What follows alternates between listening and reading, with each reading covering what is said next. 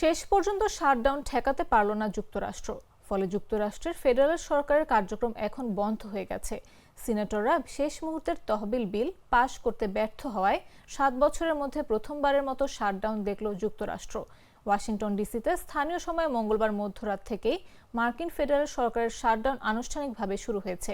এর ফলে এখন লাখ লাখ কর্মী অবৈতনিক ছুটিতে থাকবেন এবং অনেক সরকারি কর্মসূচি ও পরিষেবা বন্ধ হয়ে যাবে। রিপাবলিকান নিয়ন্ত্রিত সিনেট সরকারি ব্যয় বিল পাশ করতে ব্যর্থ হওয়ায় কয়েক ঘন্টা পরে এই শাটডাউন শুরু হলো। 2018 সালের পর এটাই প্রথম সরকারি শাটডাউন এবং এতে অপ্রয়োজনীয় কর্মীদের অবৈতনিক ছুটিতে রাখা হবে। মঙ্গলবার মার্কিন সিনেটে মধ্যরাতের সময়সীমা অতিক্রম করে তহবিল বাড়ানোর জন্য ভোট ব্যর্থ হওয়ায় এবং প্রেসিডেন্ট ডোনাল্ড ট্রাম্প ফেডারেল কর্মীদের অপসারণের মেয়াদ বাড়ানোর হুমকি দেওয়ার পর মার্কিন সরকার একটি সরকারি শাটডাউনের দিকে ঝুঁকে পড়ে।